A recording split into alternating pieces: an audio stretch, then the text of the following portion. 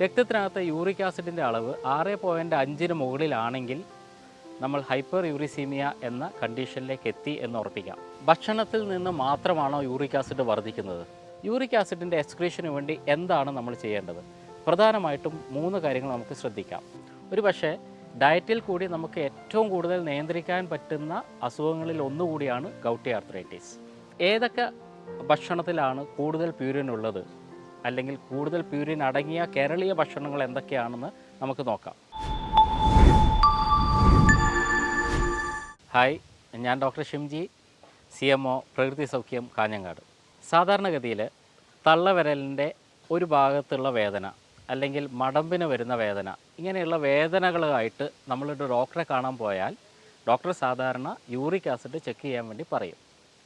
രക്തത്തിനകത്ത് uric ആസിഡിൻ്റെ അളവ് 6.5 മുകളിലാണെങ്കിൽ നമ്മൾ ഹൈപ്പർ യൂറിസീമിയ എന്ന കണ്ടീഷനിലേക്ക് എത്തി എന്ന് ഉറപ്പിക്കാം. ഹൈപ്പർ യൂറിസീമിയ ക്രമേണ ക്രിസ്റ്റൽ ഫോർമേഷൻ ഉണ്ടാക്കുകയും ആ ക്രിസ്റ്റൽസ് ജോയിൻസിൽ അടിയുകയും അവിടെ നിന്ന് അത് ഗൗട്ടി ആർത്രൈറ്റിസ് എന്ന് പറയുന്ന കണ്ടീഷനിലേക്ക് മാറുകയും ചെയ്യാം. അപ്പോൾ യൂറിക് ആസിഡ് ശരീരത്തിൽ വർദ്ധിച്ചത് കൊണ്ടാണ് ഗൗട്ടി ആർത്രൈറ്റിസ് വരുന്നത് എന്ന് സാങ്കേതികമായി നമുക്ക് പറയാൻ വേണ്ടി കഴിയും. ഏത് വിഭാഗത്തിൽപ്പെട്ട ഡോക്ടറാണെങ്കിലും കൺസൾട്ടേഷന് ശേഷം മരുന്നുകളോടൊപ്പം ഡയറ്ററി മാനേജ്മെൻറ്റ് വളരെ ഇമ്പോർട്ടൻ്റ് ആയിട്ട് പറയാറുണ്ട്. ഒരു പക്ഷേ ഡയറ്റിൽ കൂടി നമുക്ക് ഏറ്റവും കൂടുതൽ നിയന്ത്രിക്കാൻ പറ്റുന്ന അസുഖങ്ങളിൽ ഒന്നുകൂടിയാണ് ഗൗട്ടി ആർത്രൈറ്റിസ്. എന്തുകൊണ്ടാണ് നമ്മൾ ഡയറ്ററി മാനേജ്മെൻറ്റ് ഇത്ര ഇമ്പോർട്ടൻ്റ് ആണ് എന്ന് ഗൗട്ടിൻ്റെ കാര്യത്തിൽ പറയുന്നത്? പൊതുവേ പ്രോട്ടീൻ കൊണ്ടാണ് യൂറിക് ആസിഡ് വർദ്ധിക്കുന്നത് എന്ന് പറയാറുണ്ട്. അതുകൊണ്ട് പ്രോട്ടീൻ അടങ്ങിയ ഭക്ഷണങ്ങളൊന്നും കഴിക്കാൻ പാടില്ല എന്നും പറയാറുണ്ട്. തികച്ചും തെറ്റിദ്ധാരണ ഉണ്ടാക്കുന്ന ഒരു സ്റ്റേറ്റ്മെൻറ്റാണത്. പ്രോട്ടീൻ അല്ല, മറിച്ച് പ്രോട്ടീനകത്തുള്ള പ്യൂരിൻ എന്ന് പറയുന്ന ഒരു അമിനോ ആസിഡാണ് ഈ പ്രശ്നങ്ങൾ ഉണ്ടാക്കുന്നത്. പ്യൂരിൻ റിച്ചായിട്ടുള്ള ഭക്ഷണങ്ങളാണ് നമ്മൾ ഒഴിവാക്കേണ്ടത്. ഏതൊക്കെ ഭക്ഷണത്തിലാണ് കൂടുതൽ പ്യൂരിൻ ഉള്ളത്, അല്ലെങ്കിൽ കൂടുതൽ പ്യൂരിൻ അടങ്ങിയ കേരളീയ ഭക്ഷണങ്ങൾ എന്തൊക്കെയാണെന്ന് നമുക്ക് നോക്കാം. ഏറ്റവും കൂടുതൽ യൂറിക് ആസിഡ് ഉണ്ടാക്കാൻ സാധ്യതയുള്ള പ്യൂരിൻ അടങ്ങിയ ഭക്ഷണങ്ങളിൽ ഒന്നാണ് റെഡ് മീറ്റ്, അതേപോലെ തന്നെ ഓർഗൻ മീറ്റ്. മറ്റൊന്ന് ഷെല്ലുകൾ ഉള്ള മത്സ്യങ്ങളാണ്. നമ്മുടെ ഞണ്ട്, ചെമ്മീൻ, കണവ പോലെയുള്ള മത്സ്യങ്ങൾ. മത്തിയിലും അയലയിലും തീർച്ചയായിട്ടും ധാരാളമായി തന്നെ ഇത് കണ്ടുവരുന്നുണ്ട്. ഒരു പക്ഷേ വളർന്നു വരുന്ന മദ്യപാന ശീലവും യൂറിക് ആസിഡ് വർദ്ധിക്കാനുള്ള പ്രധാന കാരണങ്ങളായിട്ട് നമ്മൾ പരിഗണിക്കാറുണ്ട്. കാരണം ആൽക്കഹോളിൽ ധാരാളമായി പ്യൂരിൻ അടങ്ങിയിട്ടുണ്ട്.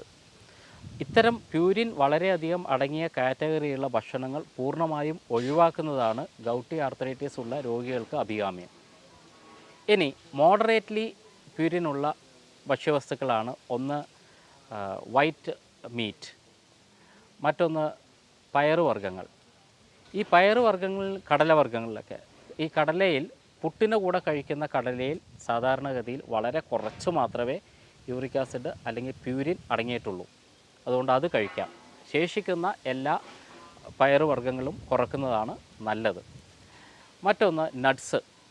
എല്ലാ നട്ട്സുകളിലും മോഡറേറ്റായിട്ട് യൂറിക് ആസിഡ് സാധ്യത വർദ്ധിപ്പിക്കുന്ന പ്യൂരിൻ അടങ്ങിയിട്ടുണ്ട്.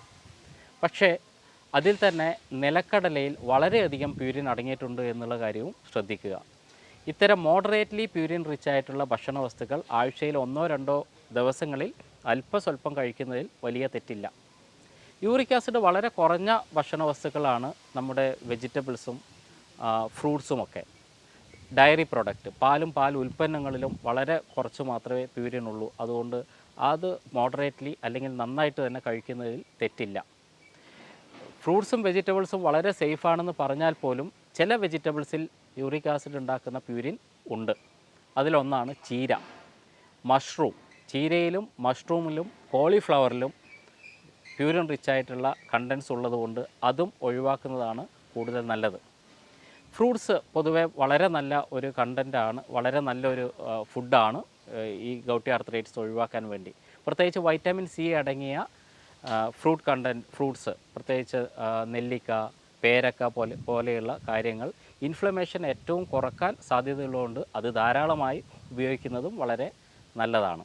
ഭക്ഷണത്തിൽ നിന്ന് മാത്രമാണോ യൂറിക് ആസിഡ് വർദ്ധിക്കുന്നത്? തീർച്ചയായിട്ടും അല്ല. നമ്മുടെ വയറിനകത്തുള്ള കോളൈ എന്ന് പറയുന്ന ഒരു ബാക്ടീരിയ ഷിഗ ടോക്സിൻ എന്ന് പറയുന്ന ഒരു ടോക്സിൻ ഉണ്ടാക്കാറുണ്ട്.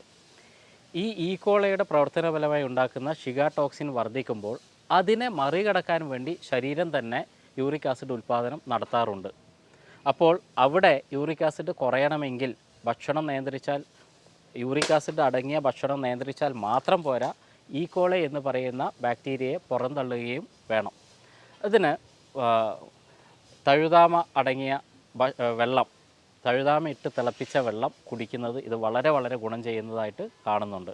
ഗൗട്ടി ആർത്രൈറ്റിസിനെ മാനേജ് ചെയ്യാൻ വേണ്ടി പ്രധാനമായിട്ട് വേണ്ടത് യൂറിക് ആസിഡിൻ്റെ അളവ് കുറക്കുക എന്നുള്ളത് തന്നെയാണ്. അപ്പോൾ യൂറിക് ആസിഡ് വർദ്ധിപ്പിക്കാൻ സാധ്യതയുള്ള ഭക്ഷണ വസ്തുക്കളെ പൂർണ്ണമായിട്ടും, പ്യൂരിൻ റിച്ച് ആയിട്ടുള്ള ഭക്ഷണ വസ്തുക്കളെ പൂർണ്ണമായിട്ടും മാറ്റുക. അതുപോലെ തന്നെ മറ്റൊരു കാര്യമാണ് ഫ്രക്ടോസ്. ഫ്രക്ടോസ് അടങ്ങിയ ഭക്ഷണം കഴിക്കുമ്പോൾ ഫ്രക്ടോസ് എക്സസ്സായി പോകുമ്പോൾ അത് ലിവറിൽ വെച്ചിട്ട് യൂറിക് ആസിഡായിട്ട് കൺവേർട്ട് ചെയ്യപ്പെടും. അതുകൊണ്ട് ഫ്രക്ടോസും മോഡറേറ്റായിട്ട് മാത്രമേ ഉപയോഗിക്കാൻ വേണ്ടി പാടുള്ളൂ. പ്യൂരിൻ പോലെ തന്നെ നമുക്ക് കട്ട് ചെയ്യേണ്ട വേറൊരു സാധനമാണ് ഫ്രക്ടോസ്. ഇത് രണ്ടും ചെയ്യുക.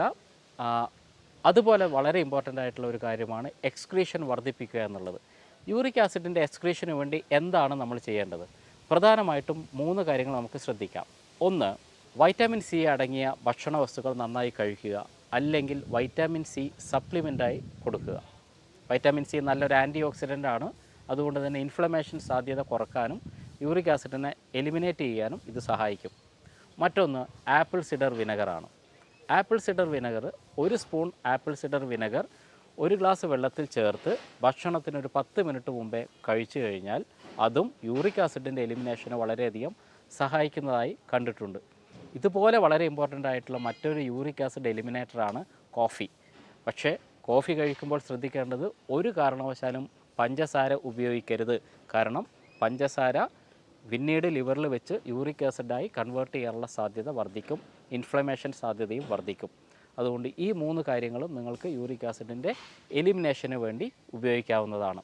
അതേപോലെ യൂറിക് ആസിഡ് വർദ്ധിക്കാനുള്ള കാരണം ഈക്കോളൈ കൊണ്ടുള്ള ഷിഗ ടോക്സിൻ ആണെങ്കിൽ ഈക്കോളയെ പുറത്തേക്ക് കളയാനുള്ള പ്രോപ്പറായിട്ടുള്ള ഹെർബ്സ്, പ്രത്യേകിച്ച് പുനർനവ, തഴുതാമ ഇട്ട് തിളപ്പിച്ച വെള്ളം കുടിക്കുന്നതും ഉപകാരപ്പെടും.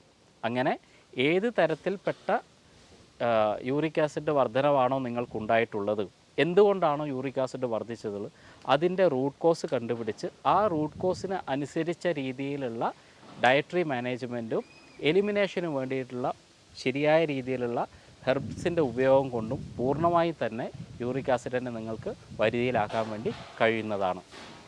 മറ്റൊരു ടോപ്പിക്കുമായി ഉടൻ തന്നെ വീണ്ടും കാണാം. നന്ദി.